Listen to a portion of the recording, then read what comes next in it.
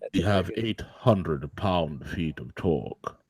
And we are That's live. probably true. It's Ah, about we right. are live. Good evening. This is Darth Vader. Hey, Welcome to Rogue News. All it is that time of right, month. folks, subscribe to the channel. Subscribe. That's why I keep telling people to subscribe, Siege, because you never know what's going to happen. We have our main guy, W. He's back. W is back again. Folks, if you missed him, the last interview was bombastic, to say the least. So go back to last week's interview with W and prepare to have your mind blown. If you're back from last week's interview, this is going to be part two, pretty much continuing where he left off, breaking down all things deep state, all things geopolitical, all things geostrategic. From deep within the corridors, he is right now. His Cold War submarine right now has arisen somewhere in the Gulf Coast because he is right now monitoring Hurricane Michael from his submarine that has submerged somewhere off the Gulf Coast. With that being said, W, what's going on, buddy? Hey, yeah, half the coffee slashed out. That's that's the problem. Your coffee cup's hard to keep it full when you're bobbing around out here. But actually, I should have sent you some pictures because where I'm at is actually pretty spectacular right now. Um, and in fact, I had the T-tops out last night, and it was just spectacular. I just really enjoyed it. It's fun in the fall, uh, even if it's a little cooler out, to just get out and enjoy the night. Um, you know, we talked about the past up to the present on some matters, and Kavanaugh was dominating the conversation here in the country, and but I really wanted to talk about the financials and what's going on um, with money and the dollar and things like that, and currencies around the world. Um, and go from present to future. So, we covered some past to present, but now present to future. Um, the thing that I'm concerned about is that uh, while everybody is tied up watching Kavanaugh, watching the latest stuff going on in the world on the politics, they're not seeing, hearing, paying attention to the big picture. And I apologize. Somebody just pulled in beside me with a truck, and so if you hear that, I apologize on that. I had to come up to the top of the hill to get reception and get my coffee. um, and the harbor that I'm in just doesn't have good reception. Um, so what's going on? We talked about families, grifter families, kind of they're not gypsy families, but they're grifter families that are working in the uh, intelligence community, live in the intelligence community, um, generation to generation, that are working in the background for the good of the country, good of the world. But they're trying to run the country um, from a remote position and to control the direction that the country's going. Um, and so you keep seeing these people that in reality they're all related. They got different names. Uh, they look like they're just completely separate from everybody else. But you start peeling back the surface, and you realize, well, but she's related to him. They're brothers. It's her dad. That's a cousin. Who are all these people? And how come, the normal people, the regular people, don't really break in to a lot of these tight communities? And they're running everything. How's that happen? A lot of the people that you think are just, uh, uh, raised like you and I were and came up through, you start peeling it back and realize they're, it's part of a big family. So I use for an example, Bill Clinton.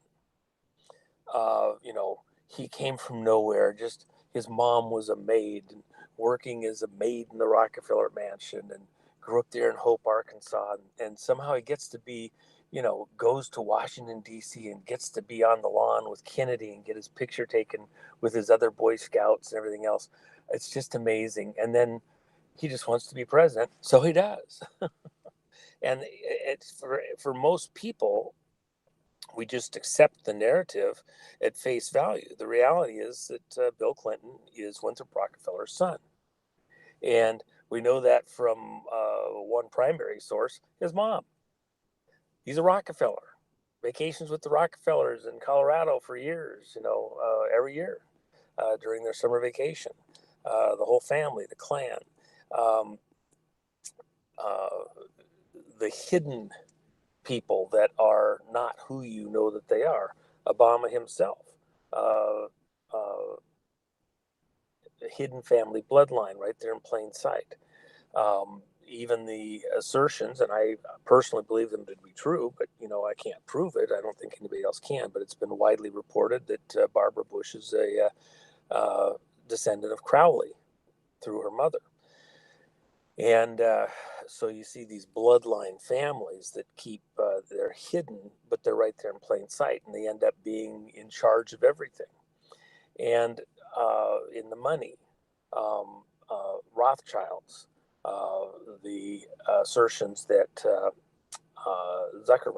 Zuckerberg is a relation of one of the Rothschilds down through the bloodlines. Um, Other famous actors and people like that hidden in plain sight, as though they, were adopted or actually raised by somebody that they have a history in yearbooks and everything else, and you start peeling it back and realize, um, gosh, they had perfect eyesight when they're in junior high school and play on the baseball team and win the state championship with no glasses on. And then suddenly in high school, they got glasses that are bottle cap thick and they can't see a thing, and go to the best law schools, go to get intern jobs at the best law firms in the country, and rise to the highest offices in the land. They've been substituted into somebody else's life that died or whatever. You find out who the parents work for, and again, it's hidden Rockefellers, Rothschilds, other families. So these grifter families that have gotten control of the republic. In the intelligence community, there's a term captured operation. And so my assertion has been for several decades that the U.S. itself, America, is a captured operation. And uh, these people are running it like it's their own corporation, their own family business, if you will, and we're just along for the ride. And what has happened here in the present is that Team Trump has successfully gotten into power. Certainly, a lot of your listeners are going to cry foul here as I say this, because Trump himself, President Trump, is part of a family that has been very active in our government and politically for quite some time. His Would that be uncle, the Pershings? well, yes, and uh, remember, Trump's uncle was a professor over at MIT, Correct, uh, John Trump. right? And for example, he is the guy that was called for and went in to help collect Tesla's Tesla, personal funds correct. when he passed away in 43. And so think about that for a minute. Here's the inventor that most everything in your life modern, every coil in every car that makes cars work, came from Tesla. The radio, while there was, this misunderstanding that went on for decades and decades, the reality is Tesla invented the radio. He made the first remote control. Every year on Tesla's birthday, he would give something else to the world. That was his birthday present, was a new invention that he would disclose on his birthday. And of course, when I uh, had my 16th birthday, that was who I was on the phone with Howard Hughes, who told me, that my birthday was Tesla's birthday, and he remembered the things that Tesla had actually given to the world on his birthday, and so that was a big deal. Um, uh, President Trump's uncle uh, was deeply involved in our Defense Department, defense community with a lot of the um, incredible things that are in the black projects world, being over at MIT and the math and things like that, the influence of what students got promoted and where they went. Um, that's all important because it was an assist to President Trump, whose dad was very wealthy and conveyed, even though we hear the story that he only got a little bit from his dad and he became, a self-made billionaire. The reality is that a lot of his wealth came to him through his father and was laundered to him. So President Trump was groomed for power, for the presidency, even from a very early age. President Trump was friends with the Nixons, and Pat Nixon is famous for having um, given Trump. And that's the connection with Roger Stone that he has. Yes, and so Nixon. you see, well, and he was very tight with Nixon. Nixon and President Trump weren't just acquaintance close; they were Hmm. very close. And so when you understand that Trump got schooled on what happened at Watergate, what went wrong for President Nixon in the Watergate process, and how power was used and manipulated against him. That's important because for all those people that think that President Trump is going to be um, impeached and run out of office any day now, um, you know, they're not really giving credit to that understanding that President Trump had, that was conveyed to him through Nixon, to anticipate certain things, to be aware of the potential tools that will be used against him. Even now, I have a very um, well known friend who's got an important history in the intelligence community. And he's absolutely convinced. I get stuff from him nearly every day, explaining exactly how President Trump is going to be uh, taken out of the White House in handcuffs and, uh, going to be taken down and his family taken down and everything else. And I, you know, entertain it and I listen, but the reality is I don't believe it at all. And he knows that I'm very skeptical of that belief on his part because um, President Trump's in office. He has the power of the presidency. He's consolidating his position every day and becoming more powerful moment to moment. And he's getting the goods on a lot of these families and groups that have been in power for decades and decades and decades and decades.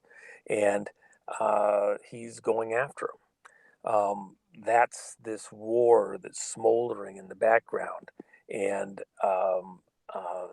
the coals are getting hotter and hotter. At some point, it's going to burst into flame, and we're very close to that now. I think that coming up on the midterms here, that's really a um, threshold moment. And as we pass that midterms, then President Trump, if he's going to go after the criminality, a lot of these families in actually perp walking some of them, having tribunals, other things, he then has about a year to a year and a half after the midterms to get mostly through that,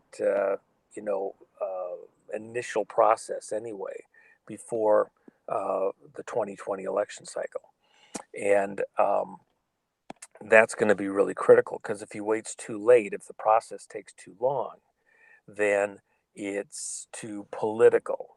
And even right now, there's things that he will have to wait until after the election because they would be deemed as being playing foul, politicizing things that he can't have an opinion on technically because he has to let the courts do the work, or even, if you will, tribunals.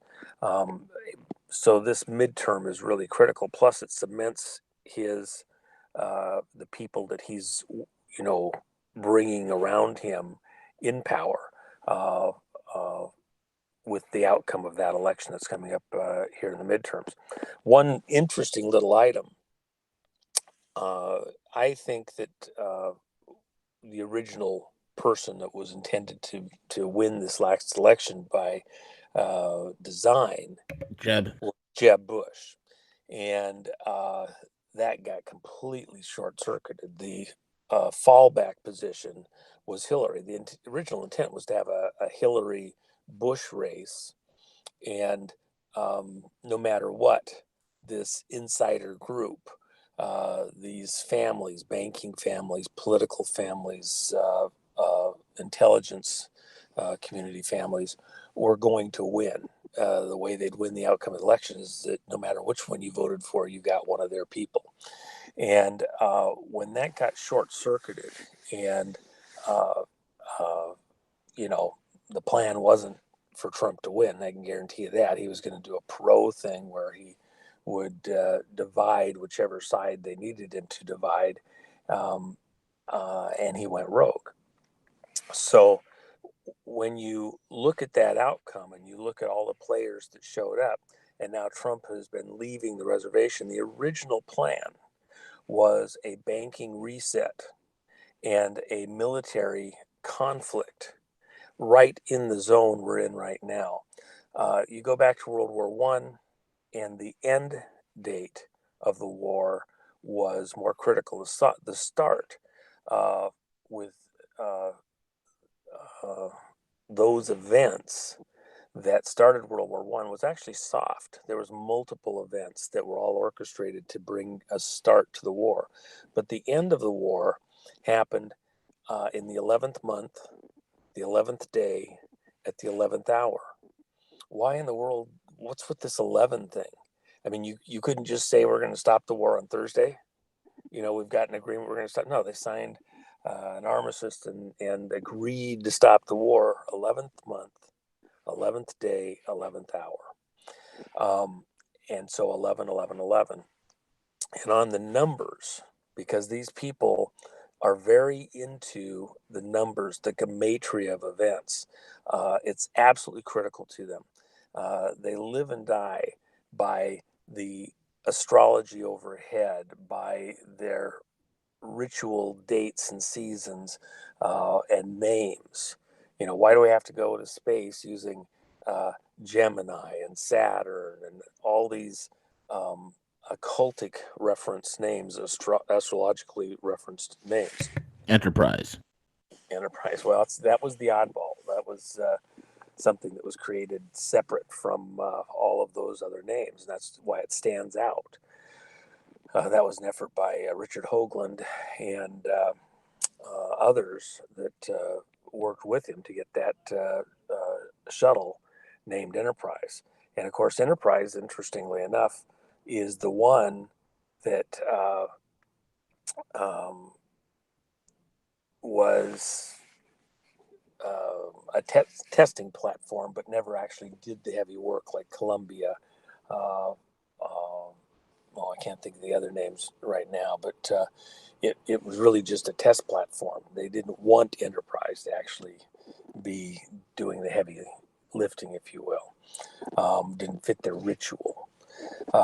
So at the end of the day, we're now at this critical moment where, in the original plan, from the people that have held the reins of power on the numbers, this very day today, I believe, was supposed to be critical in their longer operation, because today, which is 10/10/2018, in Gematria, you don't use zeros. So the language of numbers. So if you eliminate the zeros and you add things together, 2018, for example, 2 plus 1 plus 8 equals 11. So it would be uh, 11, 11. Tomorrow will be October 11th, eliminate the 0, and now you have 5 ones. And so, what's the number of death to enemies and defense? 5. That's why the Pentagon is a 5-sided building. I don't run my life by this stuff, but those people in power, they're occultic. Every street in Washington, D.C. follows a very specific direction. What was George Washington? He was out there as a surveyor. And so, what was critical to them was to know angles and direction to the sun and everything else. You'll see, for example, at the Washington Monument, events are announced as the shadow of the Washington Monument passes that building, including moon shadow.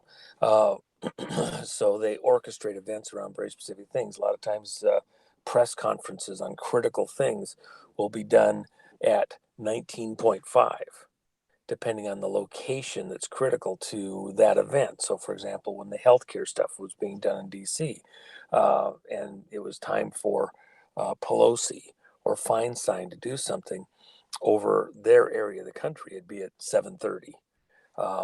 The swearing in of Supreme Court justices done at very specific times of day, uh, related to where the Washington Monument shadow was cast, or what time of day it was for ritual reasons on the numbers, 19.5 being used very heavily, or 19.47, which is the correct number.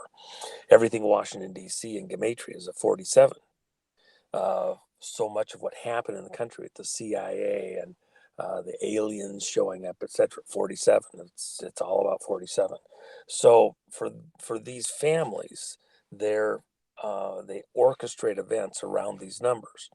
Now, so tomorrow with the 11th, that's 5 ones.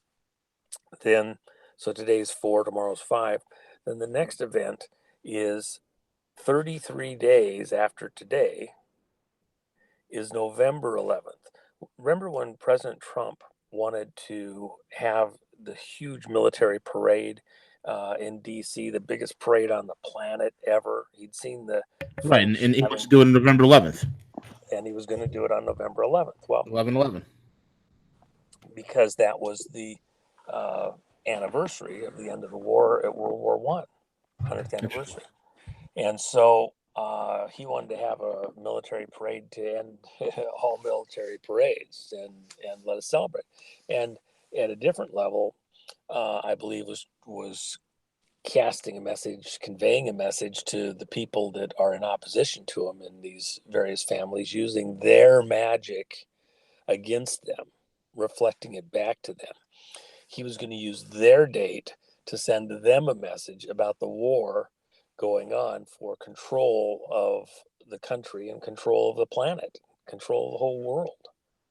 And so that 11/11 date was very critical. And of course, what's it the same as again? It's actually 11/11/11 because it's still 2018. So 2018 is an 11. So it would have been the 11th month, the 11th day, uh, and an 11 for the year. But that's also 33 days after today, which again, 33, 3 times 11, uh, the most power that you can add to a spell to reinforce a spell in the occult, in witchcraft, is 3 times. So, they turn 3 times in a circle, they knock on the door 3 times, tap it with the wand 3 times. Uh, you know, in um, Britain, for example, before you can enter the House of Commons, the doorman knocks 3 times, because it's all about rituals and spells and ritual meaning, etc. Um, so 3 times the 11, 33. And it's a Masonic number.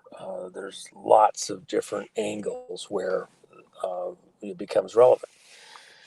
Um, so with that in mind, if uh, if the original plan was for us to go through some type of a financial reset, a military reset, to bring things to a head, and I have no question in my mind that had Hillary won or Jeb, the situation in Syria and the conflict with Russia would have blown into full flames in this intervening year and a half since the election. And that got short circuited. And so, with where we're at now in this event, this was where they were going to bring it all to a head. The actions of President Trump have somewhat short circuited that and taken us down a different path that has not allowed us to go to this full blown uh, real war that was intended. Even though it's been smoldering, there's been events, there's been drama. It's like a huge ship. Um, an aircraft carrier, an oil tanker, something like that. You don't stop it on a dime. You don't start it on a dime either. We had this momentum that was here in the country, in the world, that was in play, and you just don't stop and turn around and it's totally different in moments or hours, etc. It takes some time, and that is what is occurring right now. This reset.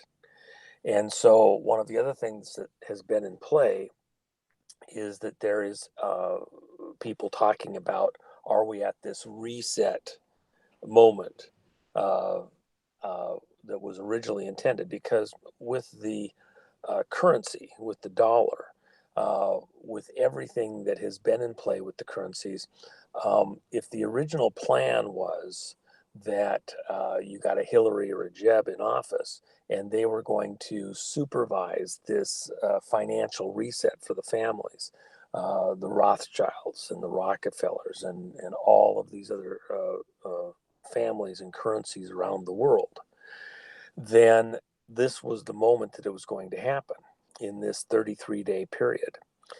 Uh, and so that has a monkey wrench in it, but there's so much momentum. Uh, just like 9/11. 9/11 um, couldn't have happened on 9/10 or 9/12. The setup for 9/11 had been going on not just for years or even decades. If you look at the work that was done within the Rockefeller family in setting up to build the two buildings and the dates involved in their actual construction at the beginning, uh, there was a long term plan that involved those buildings were like the Titanic, built to fall, built to sink. With a plan from the beginning. 9/11 is a critical date, the date that the foundation for the Pentagon was laid was 9/11 of 42, I believe it was 42 or 43. Um, so the 9/11 has been, you know, in these families, um, understanding as a critical date for a very long time. There's a great arguments, discussion that 9/11 is actually the true birth date of Christ. Uh, and that time of year, that exact day, 3 BC. And 2 or 3, I always get confused which one it is, based on the celestial stuff, etc. In fact, even in the Catholic religion, um, there's lots and lots of art that goes back centuries even, and stuff in the Vatican where the number IXXI is all over the place. Well, what's IXXI? 9/11 in Roman numerology or Roman numerals. And so 9/11 has been around for a very, very, very long time as a hidden code. Um, so we come back to, on the numbers, there has been a plan in play to do something related to a financial reset and almost a worldwide reset. You can have a war in some disparate place and it won't affect your life nearly as much as a financial reset that, like a cascade, spreads across the planet. When the crash in the markets here happened in 29, it actually had begun uh, months and months and months earlier with the removal of credit in Europe. And then it started in smaller banks and cascaded through the banks and finally hit the US in the fall of that year in October, um, uh, and led to the collapse of the markets that, really reset the country, and wealth was transferred. Uh, Wealth, like energy, is never destroyed, it's just reinvented, reconstituted. Um, Turns from kinetic energy to heat energy, uh, and reinvents itself. It's used other ways, expresses itself other ways. And so the plan was for this financial reset to occur right now. And the momentum in the system is still there. It's been built up for a very, very, very long time. The plan's in play. And so Team Trump is having to do a dance to take the wind out of the sails, if you will, and thwart some of that, because even his presidency, if the country was on its ear financially at this exact moment, if they were able to pull down the financial supports in the US and in the world, it would uh, have incredible consequences, including politically, for everything that Trump's doing. It would become a distraction that wouldn't allow him to continue to go after these families that have taken control of the country. So I believe there's still stuff in play, and the plan still is to try and cause a financial disruption, a market disruption, um, utilizing that momentum's that's still in play, and that Team Trump is doing things behind the scenes to cancel that out, to neutralize that effect, and like jujitsu, take the opponent's energy, redirect it, and use it against them. And so that's this moment, this 33 days that we're in right now. All right, I'm going to ask you the most controversial question that everybody's dying to know, and I want your opinion on it. And you know where I stand if you've heard me rant and rave about this stuff before. Q, go for it. Well, as you know, I was not um, at all buying into the Q thing in those first few days. CJ and I had communicated. I had stuff literally um, even before the Q stuff started, with stuff that was going on the Chans, 4chan at that time. And the reason is because the um, things that you can say or do in the intelligence community. For example, anybody that's actually got significant clearance goes through annual or semi-annual polygraphs, and then they can have on a dime have to go retake a polygraph. And for all that people want to poo-poo their effectiveness, the reality is that if it's done by a good examiner, they're pretty doggone good. So um, the likelihood that somebody that really was operating with those types of clearances was out there um, sending electronic messages like this on a supposedly totally private situation where they couldn't be found out, pretty low. Um, when the NSA actually wants to figure somebody out, you can think you're talking in anonymity. It just isn't happening. So I was pretty skeptical and wasn't buying into it.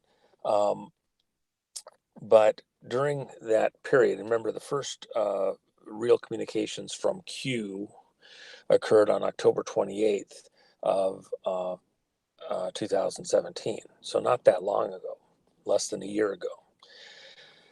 Um, and I don't think that date itself was a accident or a mistake.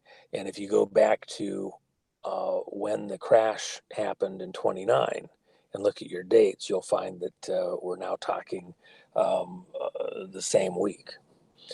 And so October 28th wasn't randomly picked. Remember also that before that October 28th date, when Q started posting, that we'd had the Las Vegas shooting, which is a very big deal because, again, that was involving the Saudis.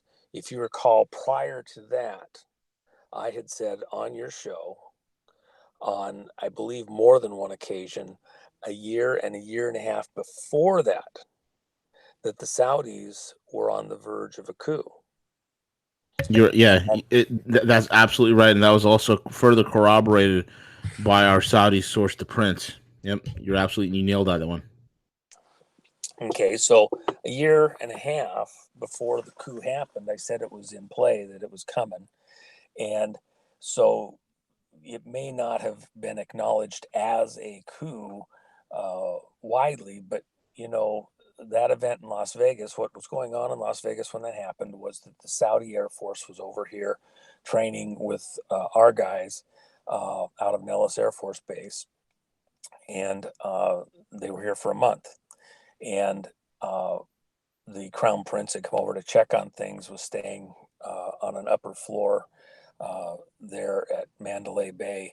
The top several floors were actually owned by the Four Seasons, which was owned by Bin Talil, uh, who's this huge investor in Facebook and all these other companies, Google, et cetera, et cetera. Talil is really just a face, a front man for black money operations being run by CIA. Saudi Arabia is a branch office of CIA, as was North Korea. Uh, they're the ones that this black money operation was what was running both locations and keeping them in power. And so you think you're dealing with just a bunch of Arabs that somehow lucked into money, and they're made people. And as I've been saying with these grifter families hiding in plain sight and just behind the scenes. So when Las Vegas happened, that was a huge reset event because then later in the month, over the next few days, even, we had all these mass arrests that happened in Saudi Arabia uh, with all these powerful players brought into the nicest hotel in town and then sleeping on the floor, you know, billionaires sleeping on the floor in the hotel. And Bin Salil was reportedly being held upside down, hanging by uh, uh, some of the guys that were contracted to control what was going on there in Saudi Arabia, Blackwater type guys, and to get to the bottom of who was involved in this coup attempt. And so, in that window, in that event moment, Q comes out of the woodwork in the 4chans on October 28th and starts posting um, fairly proliferously.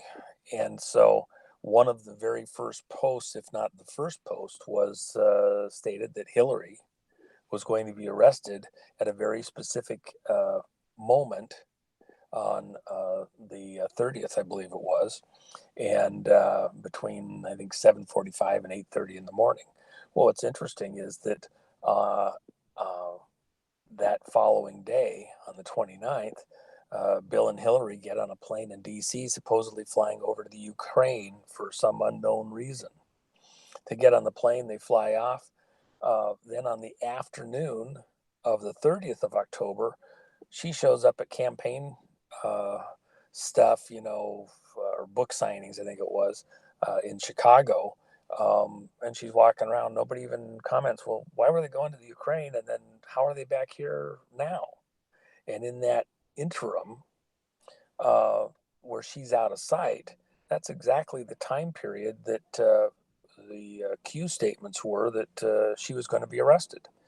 And subsequent to that, what do we find? We see Hillary out walking around with a boot on, as though her, you know, she sprained her leg and doing whatever. Well, you know, the contention within the Q community was that she was wearing an ankle bracelet and being monitored, and was subsequent to her being detained, not arrested, on the 30th of October.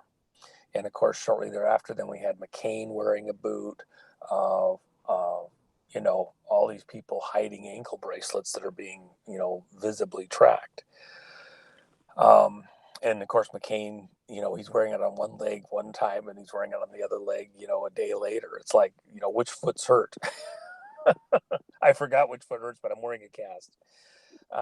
So um, in that window, uh, there in December of the year, I had actually had occasion to be in those communities and where I had been poo-pooing it. And CJ, you'll remember that I had poo-pooed the likelihood that it was real, and I just didn't buy into it.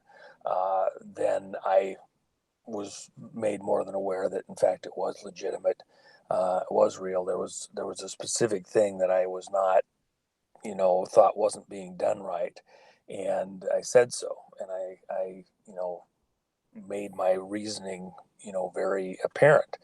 And a lot of people claimed that Q, the new Q after the first of the year was different than the original Q. Well, no, they changed their game a bit and their presentation after that holiday period rather dramatically to those that follow the Q situation. And I think, there was some influence that might have occurred there that helped. So at that point, then from that point forward, and I told you guys that that's not true. The Q thing was real. It was important, and we needed to follow it and be with it. One of my concerns, and you'll remember this also at that exact time, was my concern about the um, situation with Alex Jones and Corsi and those whole clans, because again, we're talking about grifter communities, families trying to own and control. The best way to control the opposition is to be the opposition. And so they're seeded out into the country on a regular basis with new faces showing up as though they're somebody else. So Bill Bix is Alex Jones. He's an actor. He's playing a part. And the money that got him going, uh, you know, support the grifter families under, a Rose Oh, Bud. did you just say Jonesy is in on this? Yes. Wow. Wait, so you're actually saying Jonesy's Bill Hicks? Yeah. Wow. And, a rose by any other name is still a rose. He's, and that's why you've never heard me talk favorably about Jones. And in fact, even within all of those communities behind the scenes, I've flagged you off on stuff there on several occasions, and behind the scenes I've put those messages out, and I think part of the thing too was to try and capture the Q thing with the Corsi, etc., and what happened with Q. You'll remember, and I mean, we go back and look at the emails. I warned numerous hosts to be careful on the Corsi side of stuff when he was really taking over the whole Q operation. And at a certain point, and I mean, those are history. Am I telling you something that's not true? I mean, months and months and months and months before the big blow up with Q, did I not say stuff related to that directly, privately behind the scenes with you guys? Yeah, absolutely. I remember. Yeah, I mean, I'm not just talking out my tush. Uh, and then it blew up very dramatically. Completely changed the Q community's access and interpretation of all things Q from that point forward. It had to be allowed to reach ahead, but it was dealt with rather decisively when it was finally dealt with. So uh, the Q phenomena is absolutely real. It's very important. One of the things is there's 17 different types of intelligence gathering operations. So while Q clearance is a clearance in the energy department, the reality is that Q clearance is about a clearance to all of the intelligence gathering agencies. So you may have operational access to one or a couple of different agencies. But if you have Q access, you have access to everything, all intelligence, all different agencies, um, and uh, it's not compartmentalized.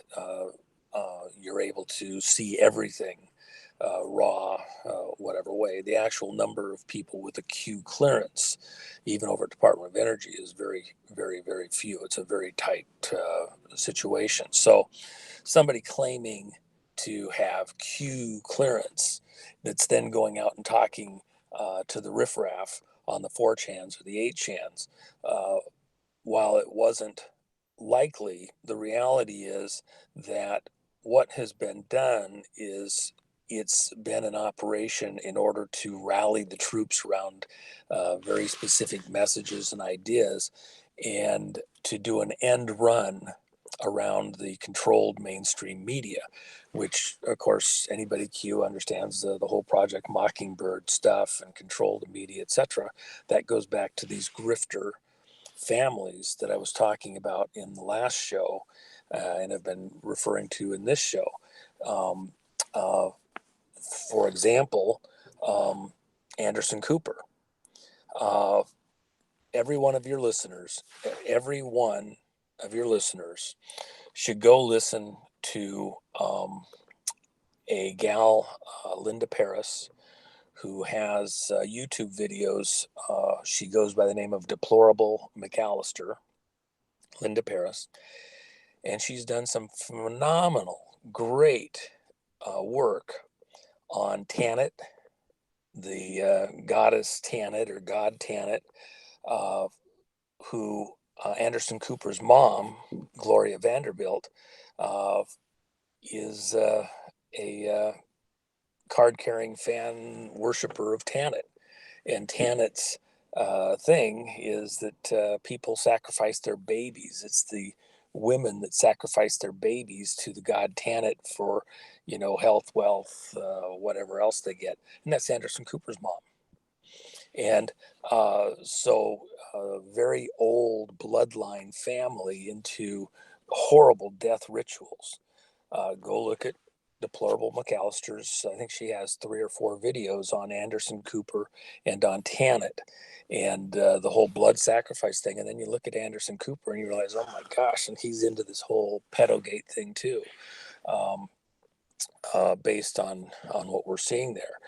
And who put that stuff out there? Well, that's stuff that came from the Q memes. Uh, I think the most valuable and important thing that has come within the Q operation from Q team. This is all their obsessions with adrenochrome, correct? Well, adrenochrome is there. That's the extraction out of the blood from adrenaline, essentially, Mm-hmm. of victims being sacrificed. And so, for your listeners, I think you've got a pretty sophisticated crowd that's up to speed on this stuff. But if we have some new people or people that haven't really caught this, what was the point of WikiLeaks? WikiLeaks was about in the election cycle back in 2016. In the election cycle, at the last minute, the October surprise, if you will, was these releases by WikiLeaks of the John Podesta emails. And in those emails was the spirit cooking. And here he is, the campaign manager for Hillary Clinton. And he's into these bizarre rituals involving, um, you know, uh, blood and bodily secretions, etc., as though it's a meal. And um, if you remember when Breitbart, before he died, he called John Podesta, um, some pretty bad things. Wasn't being sued over it, but he died. Had a CIA heart attack, if you will. Um, and by the way, I have a friend that was very close friends, a roommate in college of Breitbart's, and he said, he wasn't healthy even then. He had issues, etc., and he believed it was just a heart attack. So I will balance that by saying I have somebody that knew him very close for real, that was very upset about this, whose household name. Many of your listeners would know who he is if I said the name, and he has believed that Breitbart died of a heart attack, but I personally don't. And I think that was done because of what he said about Podesta and was bringing out in the open. He was a threat. So, um, with that in mind, uh, the whole pedogate thing um, really came out, the pizza stuff and everything else that has been blown off by a lot of people. The reality is that's very true. And so what came out in the Q memes were photographs, images, thousands and thousands of pages of images posted off of a server in New Zealand. They're not in the Q stuff directly. The Q stuff gave addresses that then could be gone to. When you searched them out, you found the server where all these photographic images and files are located off a server in New Zealand. And what's interesting about New Zealand is that that is where we have our bases that do all of our direct transport for a significant portion of our operations into Antarctica. It's also where they had this mysterious loss of power after an earthquake in New Zealand and had to redo all the electric lines around the country because they had no power in half the country for over a year, about a decade and a half ago. Well, when that was all redone, rebuilt, those lines, including the computer lines, were redone also. And so it's interesting from a military standpoint that these servers are located out in New Zealand, where we also have very secure operations going to Antarctica and other places. Those servers haven't been um, successfully attacked, although the attempts have been there. Those memes stay up, and what's in them? All of these memes, these pictures, these files, these folders on that server out of New Zealand are essentially laying out the operations, the plans, the players, their histories in this global cabal of grifters that have been controlling the planet. And that came as a direct result, side operation for the Q team. And so you'll remember too that I was the one that began referring to the Q operation as a Q team. And that has become the common terminology since I started using that both privately behind the scenes back in December of 2017 and up through the present.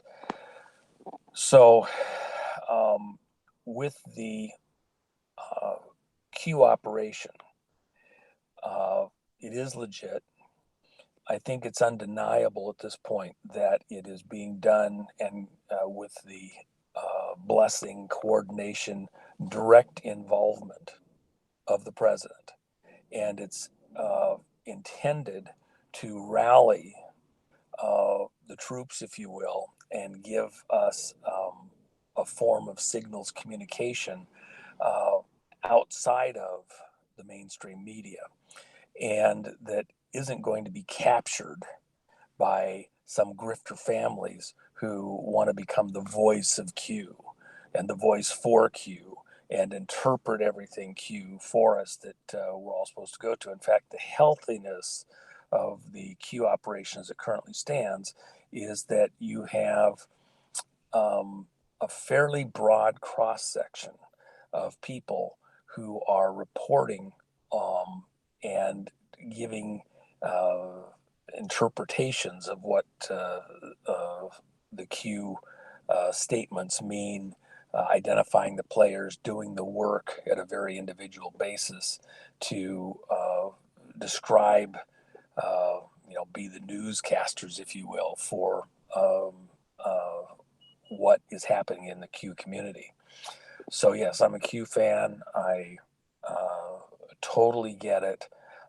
I think it's critical to the Trump team operation and has been absolutely critical in countering the mainstream media and giving direction to uh, the patriots, the citizens who are um, supporting President Trump, supporting this take back of the country, if you will, that's going on. And remember, I was not.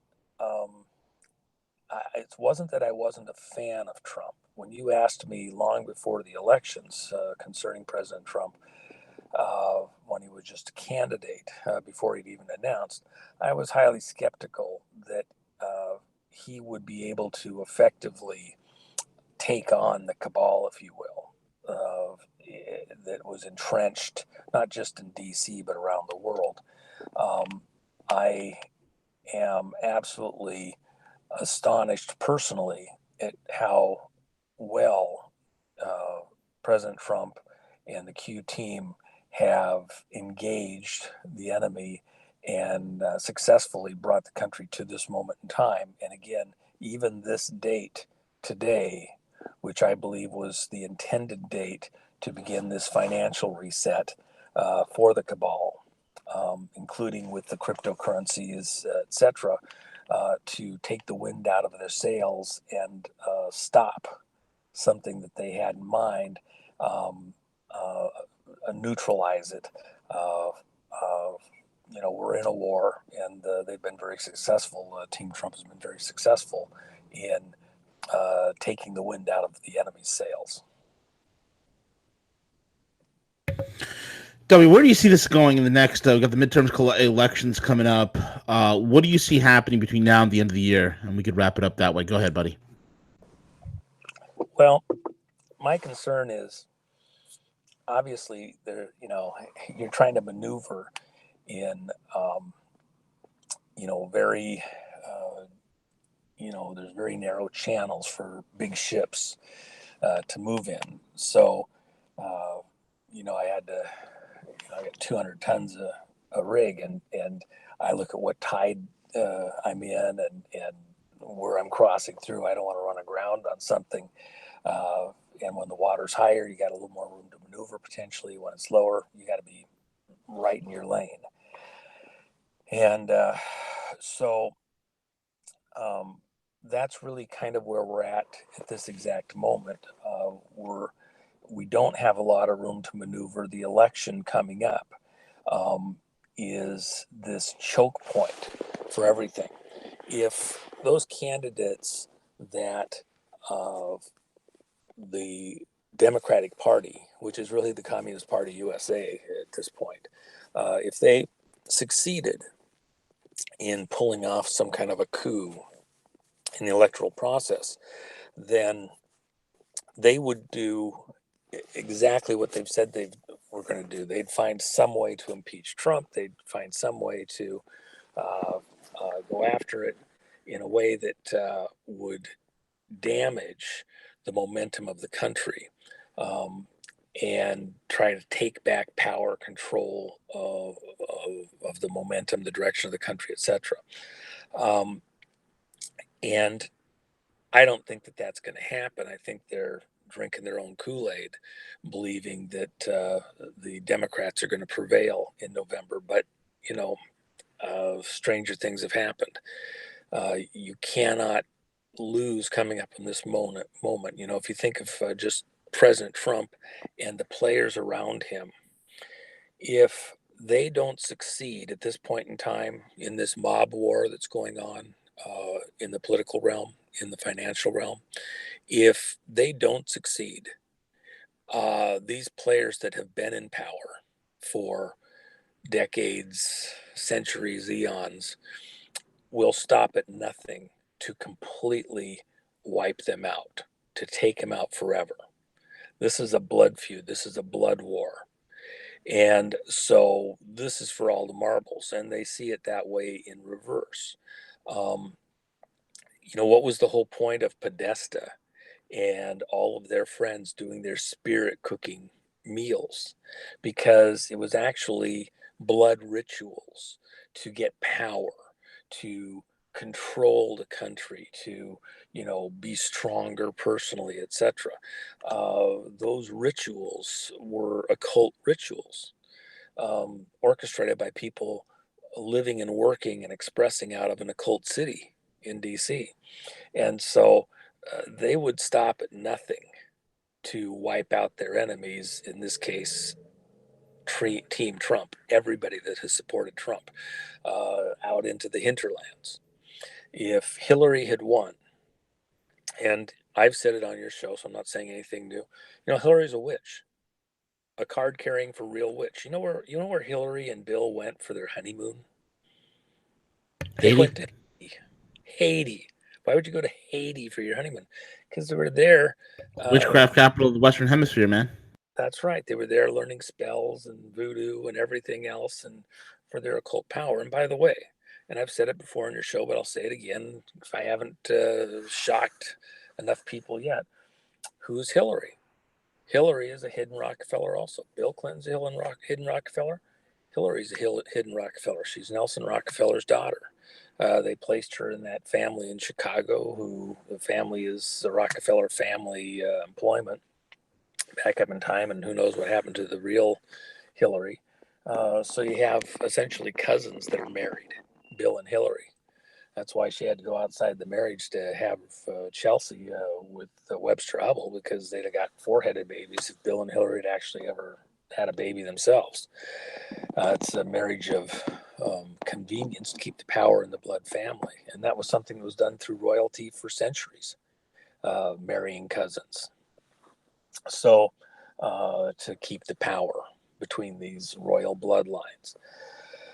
Um, so and I know I lose some of your people as soon as I go there, but at this point in time, this is the adult table. We're having a real conversation. If you don't want to hear that stuff or you don't want to believe it, that's fine.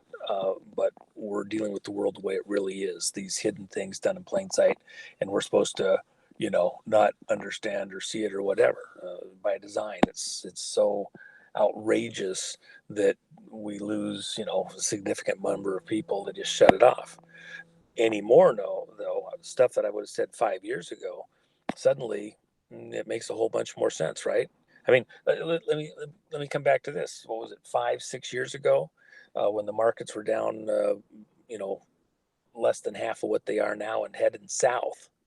And what did I tell you based on the numbers in the markets, the hidden codes in the markets? What did I tell you was going to happen to the market? Where was it going? Churning. It was going to churn. It was going to be volatile, and everybody took it as W said silver's going to go to the moon. People hear Well, what they want to hear, man. that's right. Well, but that was silver, and Yeah. silver did end up getting churned, and they made more money churning silver than they made. Uh, Silver wasn't going anywhere. It was the churning that was going to happen. It had been silent, and suddenly it was churned. It's been being churned even up till now. What did I say the numbers on the market were going to be on the Dow? Yeah, that it was going to go shoot to the moon. Well, I said it was going to a very specific number.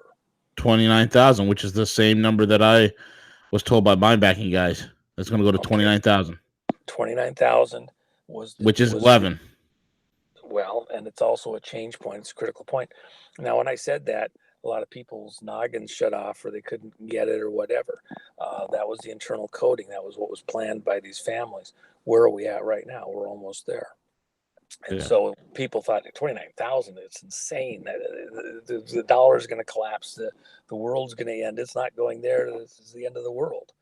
And I said, no, that's not what they're coding amongst themselves. And so, that was, I think, accurate, and is still going to be proven to be accurate, even based on stuff in the last few days. So, with that in mind, we look at there was a plan that was in play. Casey, the psychic, if you will, he actually had, Christian upbringing. He had a brain injury. He said that when he did his readings of people, he would go to sleep and somebody would ask him questions while he was asleep, and he didn't even remember what the questions were or any of the stuff. And he would go in his spirit to a place he called the Akashic Record, which was like a great library in some heavenly location. And he would be able to do a reading of a person, and he'd be able to tell details and see things that weren't seen in the normal. One of the most amazing readings that Casey had was he prescribed a certain type of oil of coal as a remedy for some particular ailment that a person had.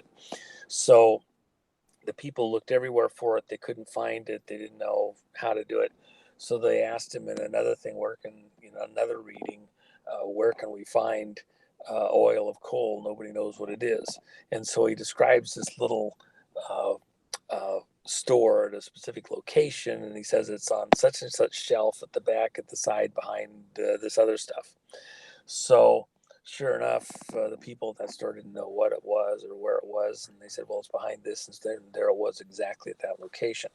And so it's some kind of a record of everything happening in this realm, in the spirit realm. So I say that because in some of his other readings, he talks about the fact that there was the library of history of things that had happened in the past, things as they are this exact moment. And most of what he did was related to health issues for people, and things that could be, not that would be, but that could be the options. And so people, if they followed Casey's protocols, could get better or get well. And he would say that this will help a situation or this will heal a situation. That wasn't always the same. Some people had terminal illnesses, but it would ease them along or help them better or give them some type of help. Um, so we're looking into the future now. Is the future set? If you went from a Casey type of an angle, the answer would be no.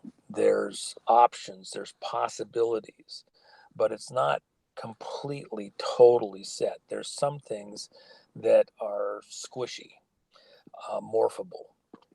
And so we look at this plan for World War III and the end of the world that has been in play from these occultic families, just by the date they set for the end of World War One. And one thing that I've said privately with a number of you for several years now, and you'll remember, me ranting in private emails, it's not the end or the beginning of World War III that's critical anymore. That was the beginning of World War One that's critical. It's the end. And the end is an extrapolation of this 11-11-11. It's a countdown to a specific moment. World War III has to end at a precise moment.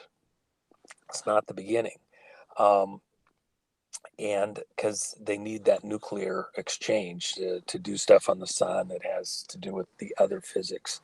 And so it's the end of World War One, everything being brought to a head at a very precise moment in their ritual. Just like 9/11 could only happen on 9/11 in the year that it happened at that exact moment. It couldn't just happen any 9/11. It couldn't have happened in 99. It couldn't have happened in 2005. It couldn't happen on 9/10 or 12. It had to be that exact date because that's the celestial alignment where the child was being birthed in Virgo directly overhead of the towers at those exact hours that the towers came down. This breaking of the veil. There's a ritual in the occult called breaking of the eights, breaking of the hourglass, breaking the mirrors. You see it over and over in music videos and in commercials and everything else where the glass is broken. What CERN's trying to do in breaking the veil to this spirit world in this occult ritual. And so, in this exact moment, what was planned was a financial 9/11, this last phase of the financial war against humanity on planet Earth, with all of these central banks through all of these families right now in these weeks, these 33 days from today to the 11th of November. And the reason Trump wanted that parade on the 11th of November, my opinion, was because that was going to be a celebration that we had broken the spell, we had beat these families at their own game, and we won. Is it over? Whatever happens over these next many weeks, no. The battle's going to go on. But I believe that the other thing is the elections on the 6th of November. And then we have this several days for the dust to settle, for any close races to be decided. But the 11th of November, you had what was planned for us, and this possibility we're going down a different trail, going down a different outcome than what these occult spirit cooking blood ritual families had planned for planet Earth, and going a different route. And November 11th is this, um, very significant dismantling of the ritual day. And so we're in a tense moment here. We'll have to see how things play out. But I think that what is anybody that's trying to call stuff exactly, remember, if you have Mockingbird News and they're repeating messages that other people have been programming into them and have been doing that successfully for decades, and now the game has changed and those people are being outed, the Anderson Coopers of the world and all these other families who've been reading the news, talking heads to you, as though they're somehow, these great people who really know how to, get to the news stories.